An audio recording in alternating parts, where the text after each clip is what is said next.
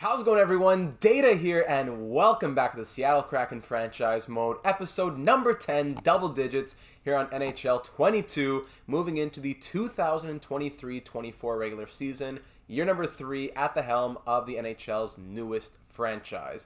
We are moving into the holidays, and that means uploads are coming at you a little bit more quickly. Very excited to get into this regular season, and in the last one, we left off with some questions because we had a huge splash in free agency. Boop, boop, boop, boop, flashing neon sign in case you didn't see it last time. Nathan MacKinnon was available in free agency. We didn't want to go crazy. We didn't want to say that make the AI sign with us because we gave him the biggest contract. We lowballed him a little bit. Other teams weren't interested, and we got him signed, well, lowball, it was still $11 million, but we got him signed for $11 million at 6 seasons. We have him until the age of 34, 66 million smackaroonies going straight direct deposit to his account. He's playing on the first line with Matty Beniers, who has now grown to an 87 overall, and our captain, Vladimir Tarasenko, who is at a 90 overall. The rest of the lineup looks pretty decent as players continue to grow, but the bottom 6 is still a little bit weak. Kaut has grown to an 81. Lind has grown to an 81. That's all well and good. Still a little bit weak, though. Defense also looking a little bit weak, as we did get Ethan Bear signed. We traded for his rights last season. We had to wait until this year to use him. He's up to an 86 overall. We signed him for 6 years at 4.825 per season. Bean and Pulak is our first pair. Alexak and Bear our second. Chalowski and Fleury our third at the moment.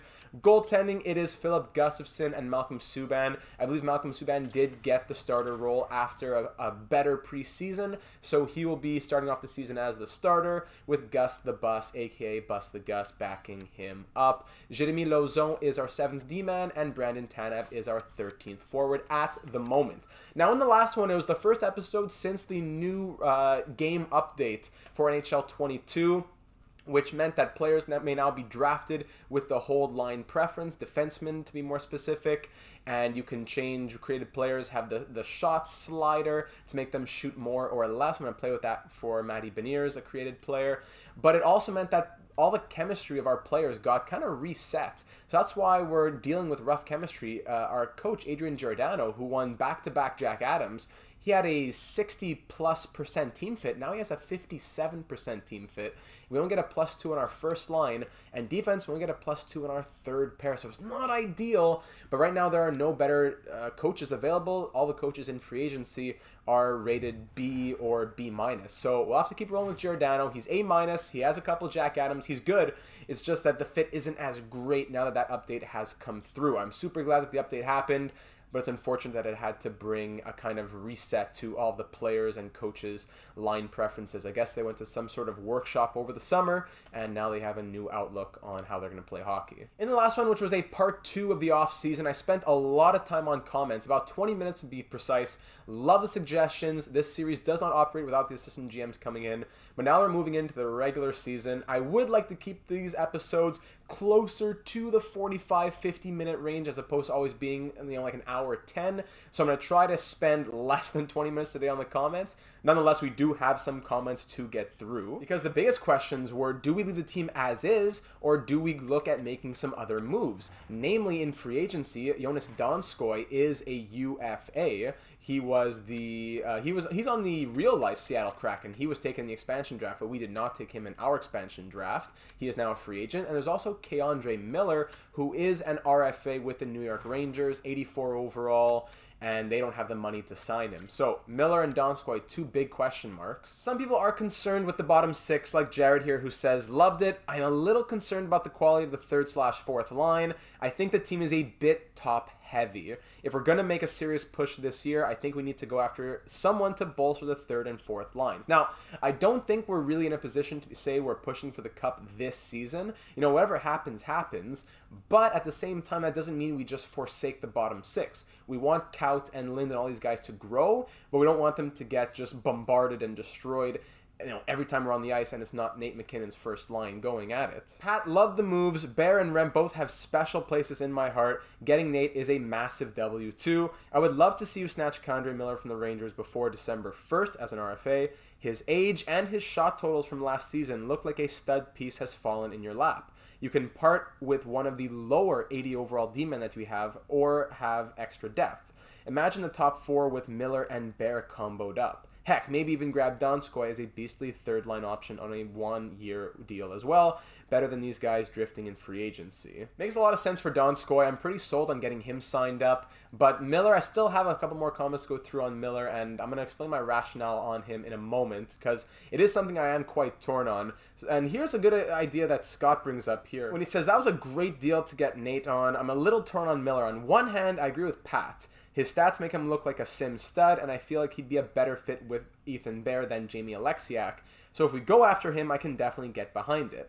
That said, and maybe this is just me, but we already signed Buffalo's 2021 first-round pick, and now we're looking at maybe signing one of the Rangers' top prospects / young stars as well. It seems slightly immersion-breaking to me to just pick up a bunch of teams as prospects / young players just because the AI GMs don't know what they're doing. But like I said, maybe that's just me. And Scott, no, it's not just you. I don't think it's just a few of you either who are watching. I think a major element to these series here at Data 782 Incorporated is that we want to hold to realism as much as possible, or at the very least, an argument that makes sense. So in a couple minutes, I'm going to look at Kandra Miller and give you both sides of the argument, and I'll tell you what my I believe most realistic decision is going to be. Scott and Nepo helping me out as well with the correction here. I was thinking, was it Rawson, the player that we signed in free agency last episode? So this episode I'm going to try to improve a little bit more. I'm going to call him Rosian. I think that's how it is when I'm listening to the Swedish announcers. So Isaac Rosian is going to be how I pronounce it from now on, unless I'm corrected. Please feel free to correct me. Finishing off the YouTube comments with Mike, my guy Data. Heck of an off season. I don't know how you can top that. We got a top 3 player in the league and Rosian just to start. That alone is GM of the Year material. Hey, thank you very much, Mike. Make sure you get your votes in here. I would suggest snagging Donskoi. He would be perfect to beef up the bottom 6 and is an above average penalty killer. I do agree. Only weakness I see is the goaltending tandem here. They may surprise us, but I look for a short-term solution to push for the playoffs at their trade deadline if Subban and or Gus doesn't get the job done. Or maybe Peyton Wilm, our prospect, will shock us and be ready to take the reins at the deadline if our tandem doesn't work. So that's going to be a bit touch and go. Great video as always. Go Kraken. Thank you very much, Mike. And I've been asking around in the comments afterwards. I left a few other comments in the replies. I was saying, well, if we do get Donskoi and he goes to the third line, who gets pushed to 13th forward if Tanev is already there? It seems as though Gauthier, Appleton, or Gambrell, all of our fourth liners, have some votes for being pushed to 13th forward. So if we get Donskoi, which is looking pretty likely, we'll see who gets pushed out. But 4-star defense, he's a well-rounded player. 3.5 or 4 stars in every category. He's coming off of a career year as well with the Avalanche. That's why they can't sign him. He had 48 points in 82 games. The year before, 20 and 42, shortened due to injury, it looked like. 31 and 51 in 2020-21. So Donskoi would be a nice little piece for us, especially considering the real-life connection since he's playing for the real-life Kraken. Moving to the Discord server now, doubling on Pat here. I wanted to get another piece of what he said. Love the moves, old boy. My main thoughts are in YouTube comments. Love the X Factor rule. I was saying you can add or remove X Factors from up to 3 players per season. That was my idea of a rule. I left the third unused. I used it for Beniers and Tarasenko. May I suggest Ethan Bear be the recipient? I would not be opposed to that. Just my question now is, which ones will we give to Ethan Bear? Let me know what you think. I could possibly add one by mid-season for the beginning of next episode if we see him doing anything special. Kandra Miller sitting as an RFA is a big dub. Grab that sim stud. Pair him with Bear. The asking price, age, and 21 sim numbers all check out. And Hobbsy seems to agree here, starting with a comment, loves McKinnon, top 6 looking good. Second line slightly concerns me, not because of the overall, but because they weren't very good in the preseason. I do think we need another forward that can fill up there if need be. So that's the thing. Right now we have players on the third line, but do we really have anyone who can go up to the second line if need be? That's where Donskoi can come in. Or even a Yafalo trade, and then we'd have Kaut, Lynn, Gauthier, Appleton, 13th forward. I want to say trade for Chris Tanev as the brothers storyline would come back. You know, we had the Fleury brothers.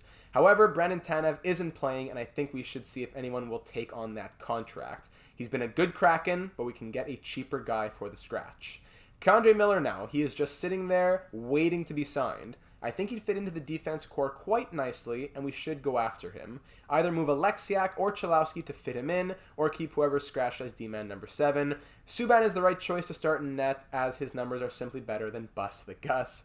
I'm also all aboard the trade for Dawson Mercer train, as Seattle needs a Newfoundlander on the squad. That's another thing I think we see around the trade deadline, so please do keep Dawson Mercer in mind, especially if he's going to be staying on the trade block. Last comment to this one going to Matty Sims. McKinnon signed, sealed, delivered. Let's get that cup, gang. Love the ripple effect that this has on the lines. First line better by having McKinnon. Trocheck down to the second, McKinnon down to the third. Beautiful. Only official suggestion, keep an eye on the team's defense. Bit worried about the low overalls of the goalies and left-handed defensemen. Not worried yet. They performed last year. If they regress this year, we have a fire prospect pool to acquire upgrades. Go Kraken. Thank you, Maddie. And thank you, everyone, for those comments.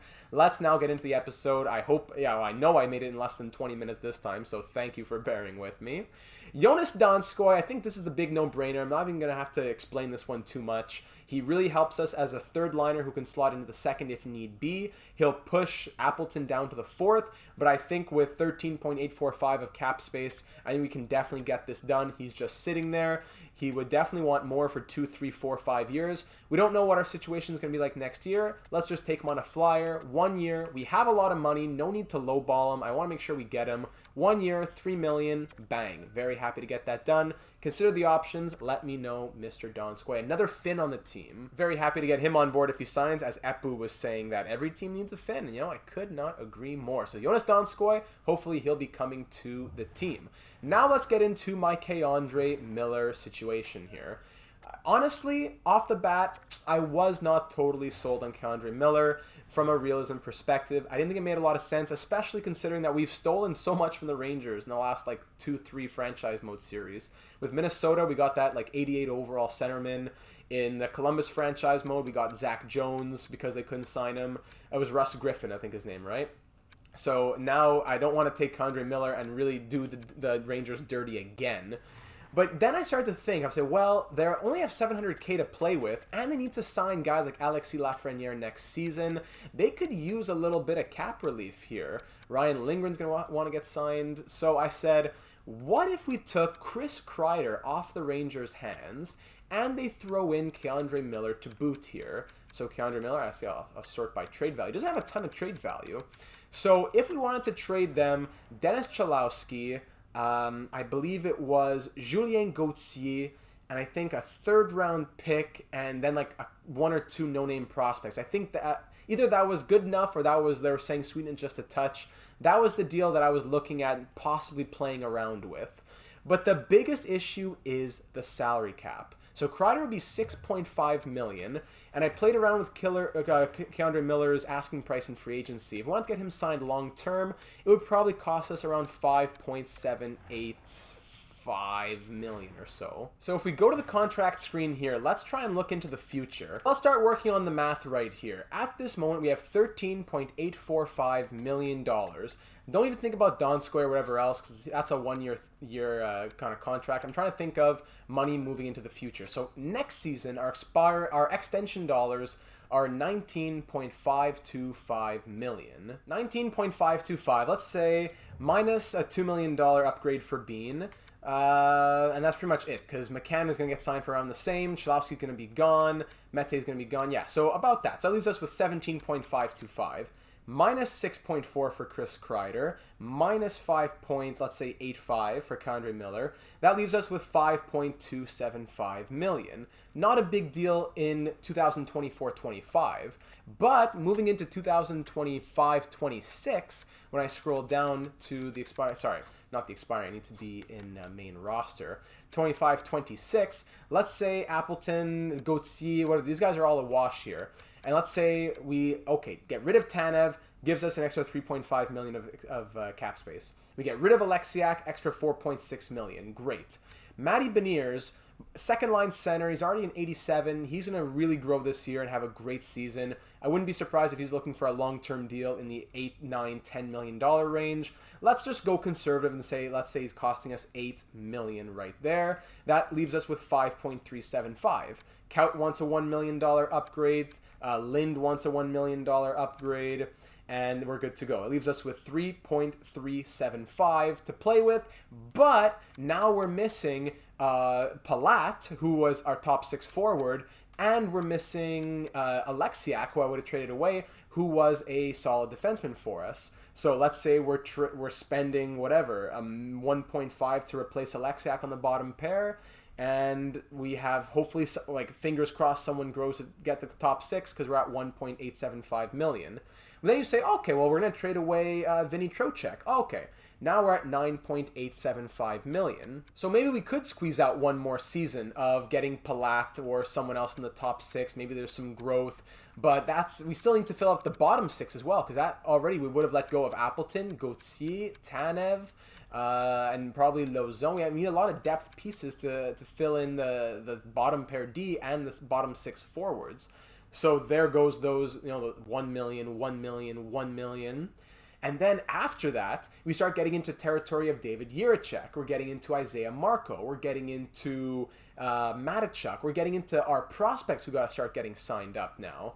So I'm not really comfortable with committing so much money to these players in advance of when we even need to commit it. It's like we're anticipating trading away Trocheck, Alexiak, and Tanev, but instead of anticipating trading them away and using that money, we're already committing that money today, 2 or 3 years before it even happens. We're not accounting for performances going well, having a free agent falling in our laps, a crazy player being on the trade block. We need to have flexibility. Taking on Chris Kreider, who's not going to move with his no movement clause or whatever, and committing to another defenseman of close to $6 million after we already have Pulak and Bear we just gave a lot of money to, and Bean's going to want a lot of money.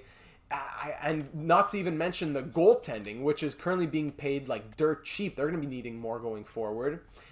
Maybe it could work, but I don't like that much commitment before I can even see what's happening in the future. Don't have the crystal ball out. Well, then you might be saying, okay, well, forget Chris Kreider, just trade for Kandra Miller. But the Rangers don't want to just trade away Kandra Miller. They want to free salary space. And then on top of that, I can't trade anyone to the Rangers. I can't trade them Cholowski and a pick and a prospect. They don't have the salary to even take on $1 or $2 million. Not even $1 million they can take. So I'd have to trade them only picks and prospects. But it's a good draft class this year. We did the randomizer last time. It's the medium draft class with a high draft quality. So I want to keep my first, my 2 seconds, my 2/3. And I guess that's just what I'm trying to say then. Donskoi, thumbs up, love it. He'll be with Nate McKinnon. They'll be both in Seattle now. But I don't think Kandra Miller can work for us. Even though it might work, I don't like being put in that position right now. So I hope everyone understands. That's what we're going to do moving forward. Not going to make any more trades. We're going to start moving into our 3rd season here in Seattle. Year number 1, we won the Pacific. Year number 2, we squeaked into the playoffs with a late season push, and we lost in the first round. Year number 1, we lost in the second round. This year, we're looking to be our best ever with Nate McKinnon on our team. Donskoi has not made a decision whether or not he's going to sign yet. Captains and jerseys this season, Vladimir Tarasenko continues to be the captain, of course. With Josh Bailey gone, we now have Jamie Alexiak as the first alternate and Nate McKinnon as our second alternate. I think that makes a lot of sense. Coming from Colorado, he's the star. Giving him a letter would not be a big issue for anybody. Without further ado, it's Game 1, Year 3 at Climate Pledge Arena in Seattle against the San Jose Sharks. Let's get it on and see what happens with Nate McKinnon on that first line.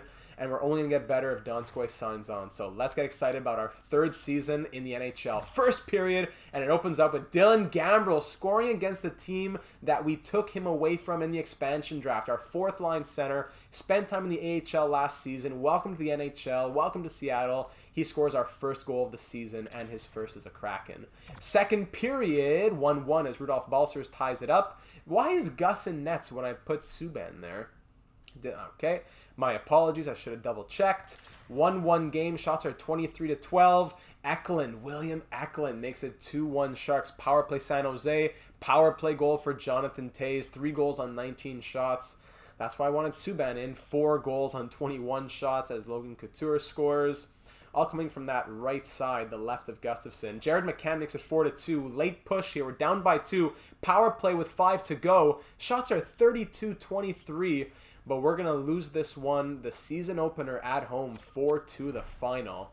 Gus, man, I didn't want you in there, Gus. Georgiev makes 34 saves for the Sharks. Let's get Donskoi in this lineup. Let me get Malcolm Subban in nets, for goodness sake. And I don't know. Usually they sign more quickly, and the menus are so sticky here. I was extremely happy to accept your offer. I appreciate the fact that you offered me the exact contract length I was looking for. Thanks. No problem. Jonas Donskoi. Let me get him into the lineup ASAP. All right, so Donskoi will start on the third line, really helping that bottom six. It'll be him, McCann, and Martin Kaut on the third line. Fourth will be Lynn Gambrell and now Mason Appleton pushed down there. Our selection from the Winnipeg Jets in the expansion draft. In 2 seasons with us, he's done pretty well. Last season was a bit, well, obviously a lot worse than his first season, but we're going to hope that he can turn things around. Obviously not expecting the world as a fourth line forward. Julian Gotti is going to be our 13th forward. -1 in that 1 game that he played. Last season he played 52 games, 6 points, -12. Not very impressive, so he and Tanev are the forward scratches. Lauzon is our defensive scratch. And when it comes to the special teams, Donskoi also playing first unit penalty kill with Matty Beniers, Jamie Alexiak, and Ethan Bear. So let's get Subban in nets and let's try and fix things up here with the first game of the season with our actual fully rostered, fully healthy team taking on the St. Louis Blues still at home. All right, Subban's in. Also just noticed that Subban made 2 saves on 2 shots when he came in relief for Gustafsson. So hey, good for you. Blues are 1-0-0. We're 0-1-0. Let's get this going now at home in front of the fans. It's our second game of the season. We have our team fully rostered. We're fully ready to go. Let's give them something to be excited about here in Seattle. First period, 2-2 game, high-scoring affair. Cole Lind opens it up. Then Jamie Alexiak with that A on his behemoth of a body gets the second of the night. Amirov scores for the Blues, followed by Braden Shen to tie it all up. Shots are 14-9 for St. Louis, 2-2 game after 20. Second period now, and it's 3-2. Matty Beniers makes it 3-2. Shots are virtually even. We're up by 1, head into the final 20 minutes here. Matty Beniers, the second overall pick, the Kraken, Jared McCann. There we go, 4-2. I'm very much looking forward to Jared McCann having a solid season. I like him very much. I want to extend him long term. Third line center, second unit power play. We kill off a power play for the Blues there. The penalty killers are coming through. We're up by 2. We're getting the shots. Subban is standing tall, and that's going to be a victory in our second game of the season. Shots end 33-29. We take it 4-2 the final. That's what we like to see. Subban makes 27 saves. Beniers has a goal, and Jared McCann with his second of the season, leading the team in scoring now with his 2 goals. Let's try and let those big dogs eat. Let's get Nate McKinnon in the mix. Let's see some action from Vladimir Tarasenko. We need them to come out, and I hope they're starving because we're going to get a little stretch of simulation going here. What I'm going to do is make sure that Subban is the starter and that auto-rotate goalies is off. Let's get 10 games done before we take a little look as a sample size. So let's go see the Coyotes for the 10th game of the season. What I'm going to do is give Subban the Predators, give Gus the Coyotes here, and then we'll see what's happening after Subban gets the rest of those games. We'll give the 10-game sample size a look, and we'll see what we want to do moving forward after those first 10. So with Malcolm Subban between the pipes, we lose 3-1 to the Jets, beat the Predators 6-1. With Gus between the pipes, we lose 6-5 against the Coyotes, who were undefeated at that moment. We go back to Subban, who beats the undefeated Coyotes. Now they go, they were 4-1-0 at that time. We beat them 4-1. With Subban between the pipes, we lose 7-2 against a team that we got him from the expansion draft. But then we beat the Lightning 5-2 and shut out the Panthers 3-0. Both those games being Malcolm Subban. So we are 5-4-0 through 9 games up against the 6-1-0 Arizona Coyotes. Malcolm Subban once again getting the start here on the 1st of November 2023. We'll see what he has to offer us before we take a look. First period 2-1. Hayden Fleury opens up the scoring on. Of course, that's why the Coyotes are doing so well. It's our nemesis Elvis Merzlikins. Hayden Fleury opens up the scoring. Nick Schmaltz ties it up in the power play. But then Nate McKinnon missed the $11 million man, makes it 2-1. Second period, and it's a tie game as Skrashkins, the fourth overall pick in last year's draft, I believe. No, or second. I think, yeah, it was second. Ties it up at 2. Power play for the Coyotes early in the third period. We kill that off. We're out shooting them 27-19. And the captain, Vladimir Tarasenko, comes through to give us the lead now 3-2 Kraken. Power play Coyotes killed off once again by the Kraken penalty killers. But Evgeny Malkin ties the game up. And then Skrashkins comes right back. And that's 2 goals in less than 2 minutes for the Coyotes. They're up 4-3. 3 minutes to go. Do we have some late heroics? Pull the goalie and get something final seconds. We outshoot the Coyotes 35-27, was it? But we drop it 4-3. And we are a 500 team now through 10 games. Exactly 500. 5-0. The big dogs are not quite eating. Last time I looked, through 5 or 6 games, it was Dylan Gambrell leading the team in scoring. Now Matty Beniers at least with 11 in 10. But let's get a closer look here. Let's do some closer diagnostics. After that, yeah, it starts to drop off a little bit. So 9 and 10 for McCann, which is very nice. 9 and 10 for McKinnon, 8 and 10 for Tarasenko, only 2 goals. Jonas Donskoi is coming through, 7 points in 9 games. Schwartz, I don't mind the points, it's just who's scoring the goals? I have Schwartz and Tarasenko combined for 4 goals, that's it.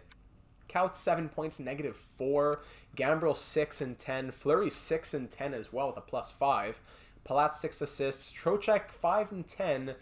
It's on pace for 41 points. But after what did he get last year? 70? 76? Come on.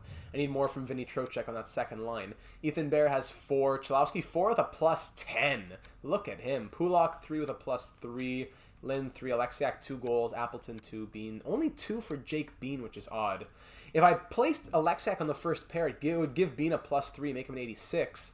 But that means I'm putting Pulak on the second or third pair, which is not ideal. Malcolm Subban is 5-4-0, 1 shutout, 916 save percentage, 2.36 goals against. Philip Gustafsson has been horrible, 10 goals on 50 shots, and 800 save percentage, 5.31 goals against. Yeah, Subban's going to be the starter for the foreseeable future. Let me see if I can mix up a little bit of the lines here, maybe the deep pairings, try to get something going, try to jumpstart the offense a bit. The issue with moving these guys around is because let's say I want to put Bean on the second pair with Alexiak, give it a +2, that means Pulak and Bear get a -3. And I say, okay, what about if I bring someone up? Okay, but then I have Pulak and Bear on the second. I guess that's not too bad. Bean would be an 86, Alexiak an 85, and then my second pair is 86-86. Yeah, you know what? Let's try that. Let's try that out. Bean, Alexiak, Pulak, Bear, and Chalowski and Fleury have been great, so no need to touch that. Offense, again, it's tough with the chemistry because moving Beniers down for Palat would give it a -3. I could try swapping Beniers and Schwartz. The good old Schwartz, Tarasenko, St. Louis Blues combo might help out on that first line.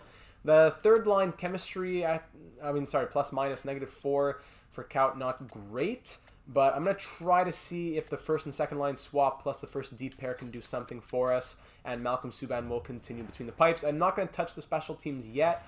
In simulation, it seems that we're doing very well, especially on the penalty kill. So I want to get a bit of a larger sample size before I would start to think about any changes there. So continuing on in the calendar, let me see how we're doing by the time the Lightning come around. I want Gus to get back into it. I don't want him to be so deep in a hole that he can't get himself out. Rangers are 4-4-0. We lose in the shootout 4-3. Buffalo Sabres, we lose 6-4.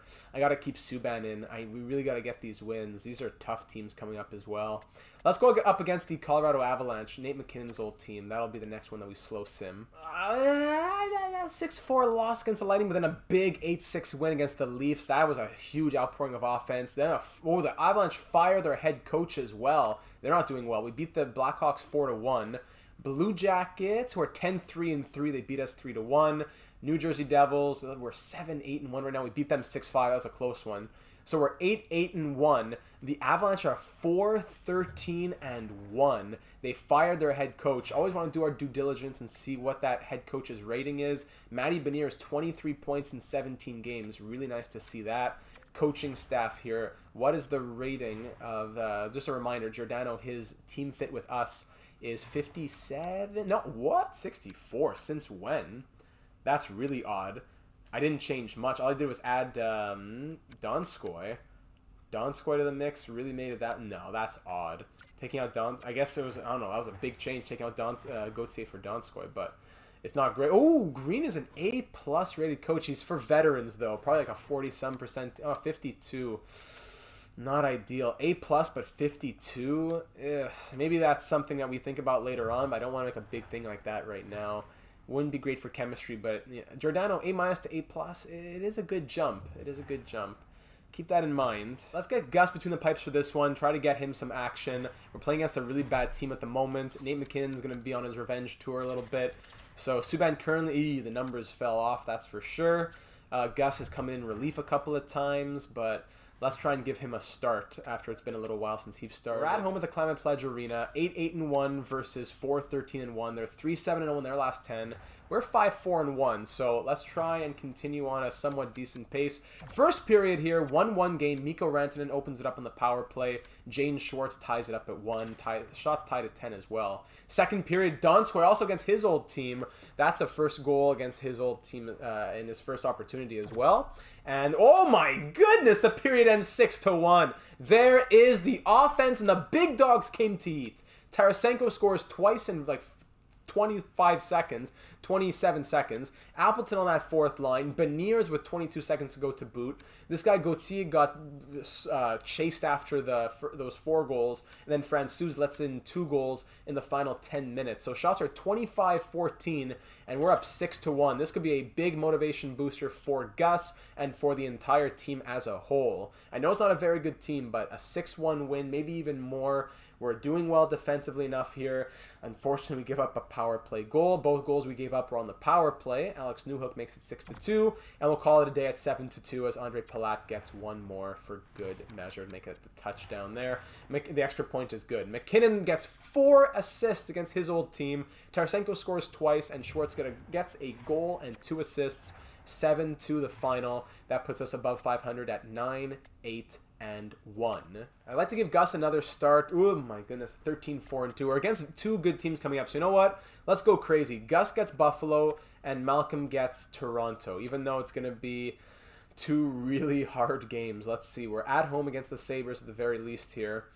5-2 loss. Yeah, of course. We're 9-9-1. Let's get Subban in there. Okay, Subban between the pipes. We'll give him Edmonton as well. Another tough matchup. Vegas, tough matchup. This is not an easy schedule right here in the Western Conference. We'll check back in after those few games there against these next 3. Then we'll see about the Kings and the Flames. Toronto, we beat them 5-2. That's a great win right there. Edmonton Oilers, we win 6-5 in a shootout. Got to string together a few wins here.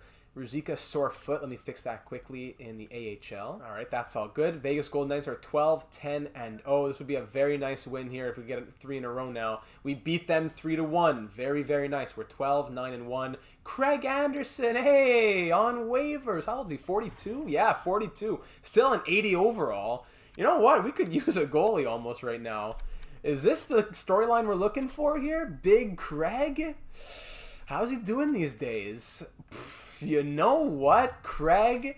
Get to Seattle, pack your bags, get on the first red eye out of wherever, Philadelphia. I'll see you in Seattle, baby. Why the heck not? 42-year-old Craig Anderson will give. Let me give another game to Subban here. We're on a 3-game winning streak. He led in only 1 goal last game. 3-2 loss. Let's keep going with Subban a bit more. It's Gus who I'm not too impressed with. Then another player from the Flyers going on waivers here. Yegor Zamula, 23 years of age, 74 overall, undrafted. No, I can let him go. That one I can let go. Not a big issue. Calgary at 12-11-1. We beat them 5-2. We're 13-10-1 now.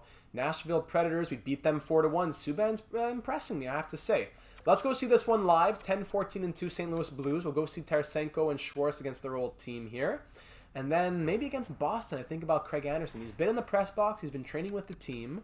First period, 2-1 Blues. Hinostroza, Palat scores on the power play, but then Amirov late makes it 2-1. Second period, no scoring. We're down by 1, outshot 23-19 into the final 20 here. 5 minutes in, Hinostroza second of the night, and then Ryan O'Reilly makes it 4-1. Not looking good, Malcolm. I wanted you to play against Boston. Ooh, 5-1 now. A power play goal. Let me check the special teams. Now would be a good time to check the special teams. Ends 5-2 as Ethan Bear adds a goal. Yikes. We're barely above 500. 2 steps forward, 1 step back over here. Scary times. Scary times. 14-11-1 is the record. Let's take a pause here. Sorry, I exited out of that trade too fast. Put Ruzicka back in the lineup, and then we'll take a moment to pause. All right, so going to roster moves here. I'm going to send Brandon Tanev down, and if he gets claimed, that's great, just to free up the money, because we don't really need him right now. Send him down. Anybody going to claim him? No, didn't think so. And now we're going to call up Craig Anderson here, and he'll get a chance to play a little bit as we're going to have 3 goalies. So Peyton Wilm, how's he doing down here these days? Oh my goodness, he's doing amazing with Pacific Palm Springs HC. So keep that in mind. Maybe Peyton Wilm comes up in the NHL this season. Who knows? Only a 78 overall, but hey. So Malcolm Subban's going to be backing up Craig Anderson here against the Boston Bruins. 42-year-old Craig Anderson fell into our laps. Subban, .891 save percentage. Gus only, hasn't played as much, but really ugly numbers, I have to say. Really ugly numbers. So good old Craig Anderson hasn't been in the NHL since when?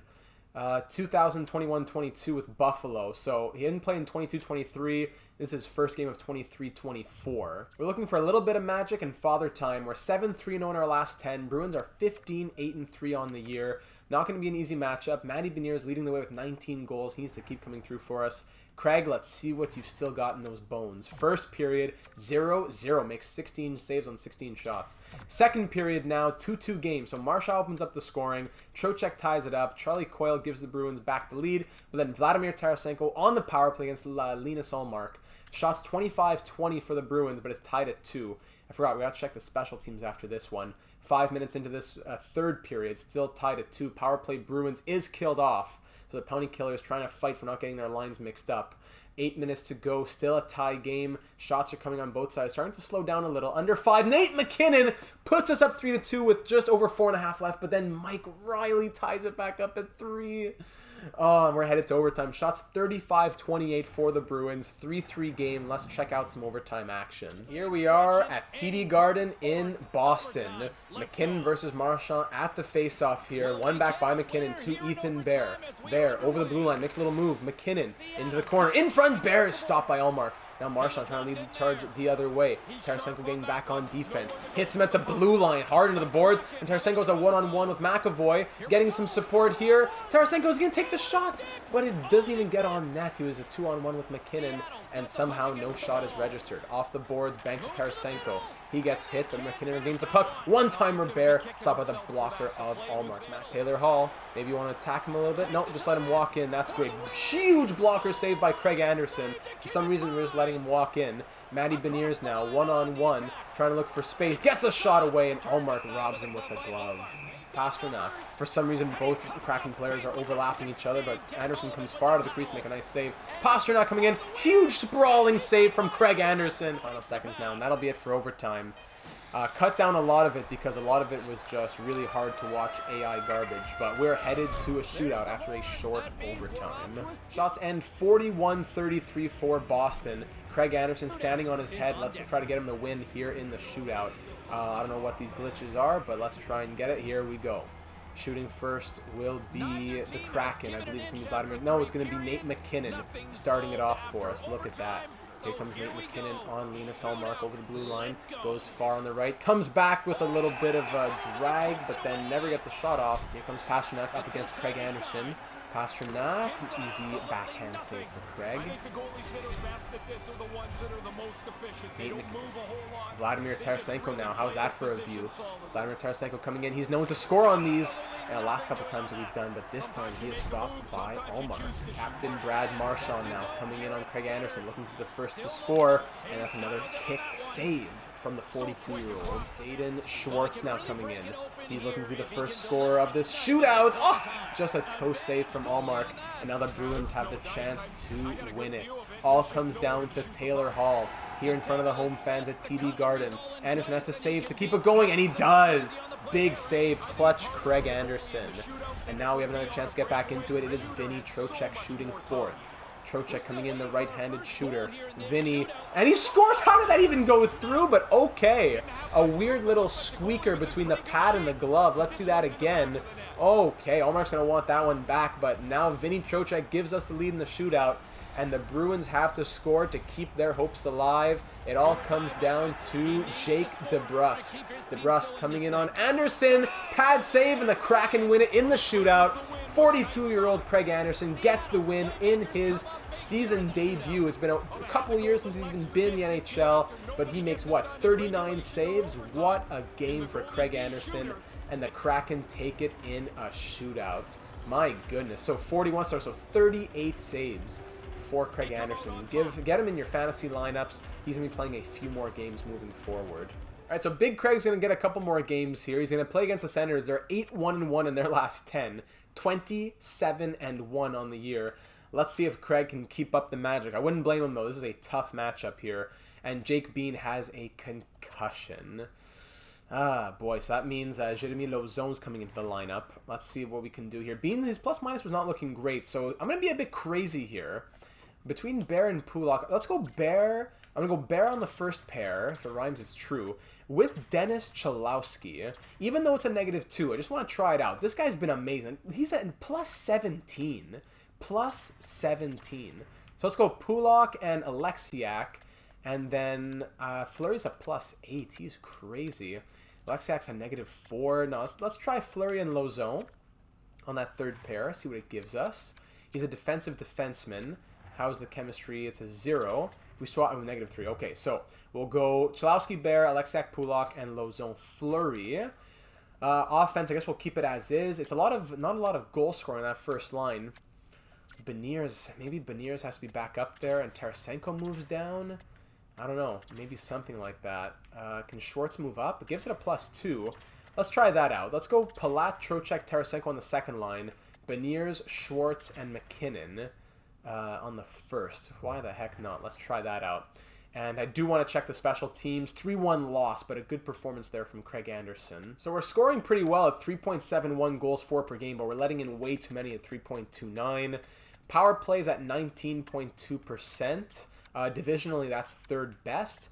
And penalty kill, 77. That's 77%. That's pretty rough. So you know what? I think we're going to fix up the penalty kill, but keep the power play as is. So instead of Beniers, Donskoi, and Trocheck Kaut, I'm going to try McKinnon, Beniers, and Trocheck, Donskoi for the penalty kill units here. So getting a +1 on that first unit especially, and giving an overall boost to the second unit, or second pair, whatever you want to call it, that should be very helpful for the penalty killers. So currently at 77%, I'm looking forward to seeing that increase, especially with Nate McKinnon being out there.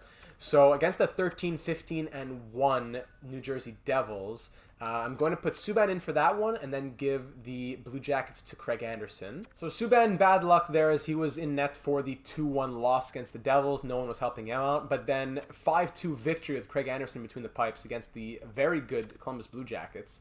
So we're now 16, 13, and 1 up against the LA Kings now. We'll keep Craig Anderson in nets after that 5-2 victory. We win 4-1. I'm going to keep Craig going here against the 10, 17, and 4 Sharks.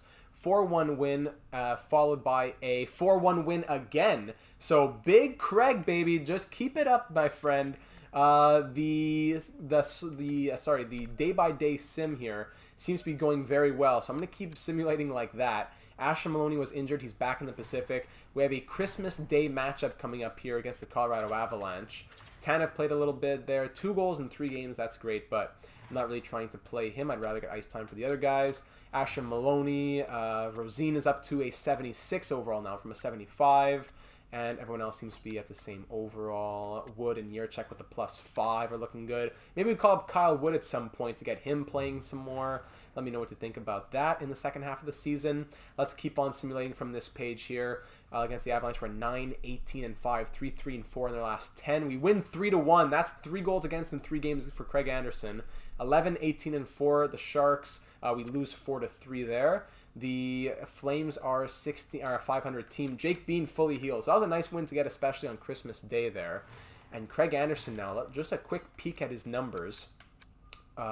He has a .929 save percentage, 2.21 goals against average. Not very sustainable, I don't think, but we'll keep doing our best. Cholowski went from a +17 to a +21. Ethan Bear's at a +16. So maybe I'm going to put Alexiak with Fleury. How did Lauzon do? 2 goals in 6 games. What? Maybe Alexiak comes out. No, but now he's up to a +1. The defense has been doing better. Pulak's a +10. Okay, I'll just take out Lauzon to try and be more realistic there. Jake Bean's going to come back in the lineup with Pulak. It's a 0. Okay. So they'll try that as the second pair. We'll keep Cholowski and Bear against the Flames, who are 17, 16, and 3. We lose 3-1. Brutal. And we'll give the last game of the calendar year to Malcolm Subban. I don't want to overwork Craig Anderson. And with Subban between the pipes against the Washington Capitals for the last game of 2023, win 4-3. So our next game is in the 2024 calendar year up against the Winnipeg Jets. Now would be a good time to take a quick pause. We're only a few games away actually from where we're going to pause, which is at the halfway point of the season, which is at game 41. After game 41, this is after game 36. Just want to get a quick update on the special teams, if that's been improving at all. We are moving up in the Pacific Division, but it's very, very tight. From 2nd to 7th, it's only 2 points, and from 1st to 7th, it's only 4 points. So our goals for and goals against are both dropping a little bit. That's good. Power play went down to 17, and penalty kill went up to 78.4. Okay. I'm not going to bother and go look at player stats just yet, because that's what we're going to save for later. Just a few more games to simulate through here, if the menus could maybe move once in a while. Winnipeg Jets, who are 22, 13, and 5. We lose 3-1. It's like whenever Subban's in net, we lose 2-1 or 3-1. And Anderson, we win 4-1, 5-2, 6-3. Where is the help here? So I'm going to keep Subban in again against the Canadien Montréal here, continuing on the home stand. And we lose 4-3 again. All these one-goal games. Now let's see the magic. When I put Craig Anderson in nets, everyone wants to play a little bit harder, taking on the Penguins. Let's see what happens now against the 20, 15, and 4 Pittsburgh Penguins. You want to give me a win now? No, we lose 7-4. So into the new year, we're on a 3-game losing streak, 20, 18, and 1. And just like that, you drop from 2nd to 7th in the division, just like that. So I'll give one more game to Craig, one more game to Malcolm here. Against the Hurricanes is going to be a 3-2 loss. 4-game losing streak. Last game before we called an episode. Let's try switching things up again. I don't know what is happening. Trocheck gets 76 points. You put him on the second line. Now we can't score anymore. I don't know what it is. I give him the same line mates. Beniers up to an 88 overall. Any other overall changes? Bear plus 16. Chalowski plus 19. You can't say that the defense is the issue because look at these plus minuses. They're doing very well. Jake Bean at a negative 14 is what's hurting us the most, actually. Jake Bean's been horrible this year. So maybe I'll put Bean on the third pair. Alexiak moves up to play with Pulak. And Anderson moves out for Subban. Maybe I bring in one of these scratches to play a little bit. We'll think about all those options in just a second before we close off the episode. So at the Honda Center against the Anaheim Ducks, we're 20, 19, and 1. They are 22, 18, and 2. After this one, we're moving into Vancouver, Boston, Minnesota to start next episode. But this is the halfway point of the season. First period, 1-0 Anaheim, Sam Steele. Second period, 2-0 Cam Fowler. We're outshooting them 25-17. Finally, Andre Palat gets us a goal. We're down by 1 here in the third period. They have more than 10 shots more than them.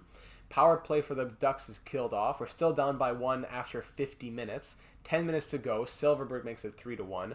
3 goals on 24 shots. I guess goaltending is something we really have to fill. It was just a flash in the pan last season, I suppose. So we dropped that one 3-1. That's what, a 5-game losing streak to start the 2024 calendar year? Brutal. Absolutely brutal.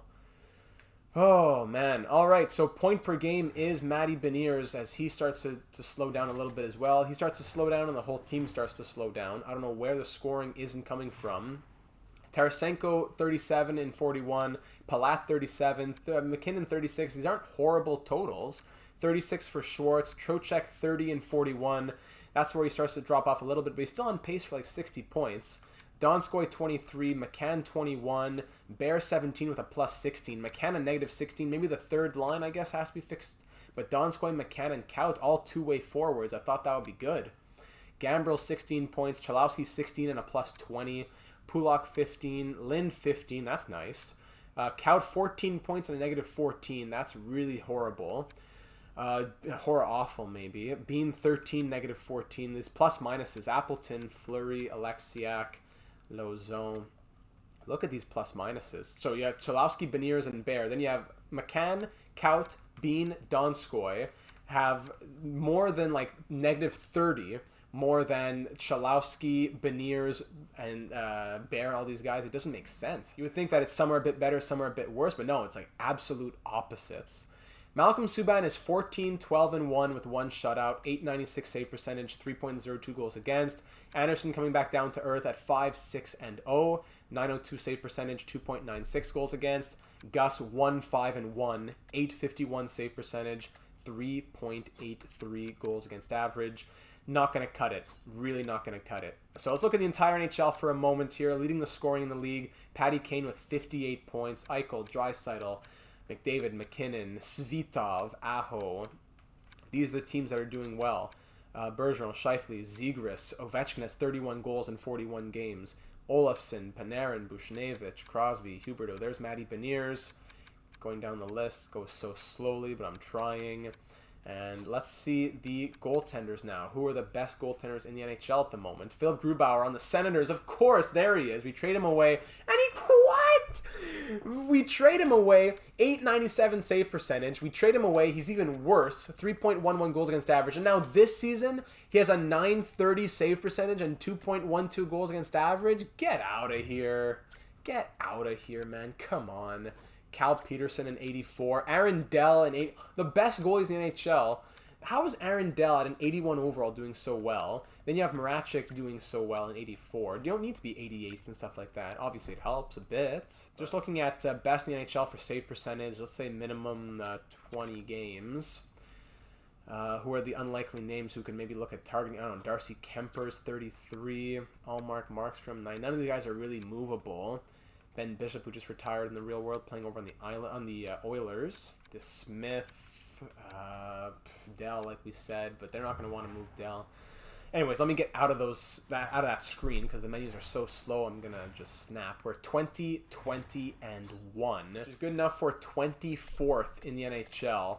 We're scoring. Look how many goals we're scoring compared to everybody else. 3.41, but we're allowing 3.15. Power play went a bit. It's fluctuating. Now it's at 18.4%. And penalty kill got a lot better at 80.4%. So the special teams have improved, but we're still struggling a bit with that third line with the goaltending. Fix those couple things. We could be a very good team because the offense has been there.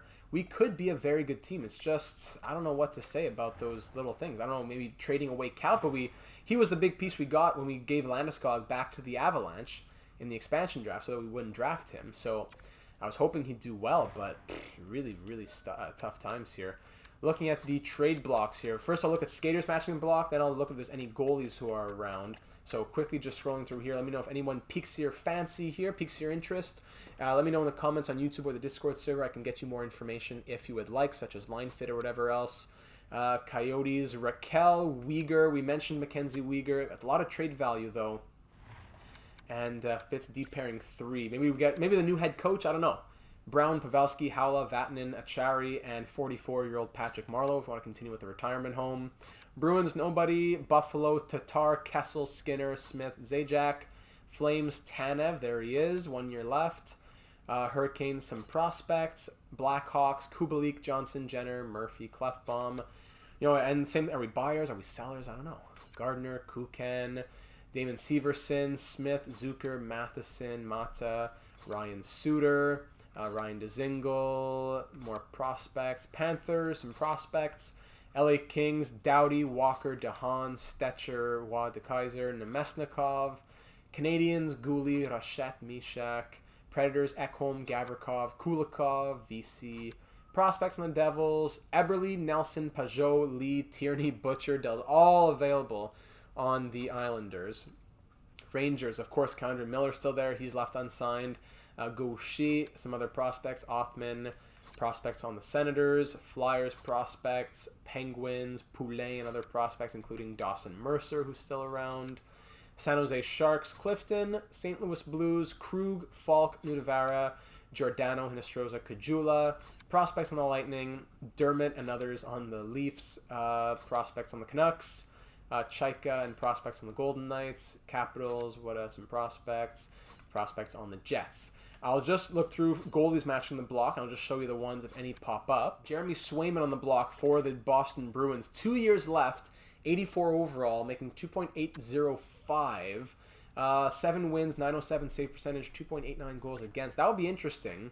I was trying to think who's the bridge between here and Peyton Wilm, pretty much. We need a guy only 1 or 2 years max. So Jeremy Sweyman is interesting. Nedeljkovic on the block for the Hurricanes. He has 6 years, though, at 4.44, 85 overall. And his stats, by the way, if you are interested, 932 save percentage. Wow, and 1.83 goals against average. We wanted to get him in free agency, but we couldn't commit to the 6 years. That's the big issue. Even if we wanted to trade for him, how do we rationalize getting a 6-year contract? Oilers do have Ben Bishop on the block. Oh, goodness. 2 years left.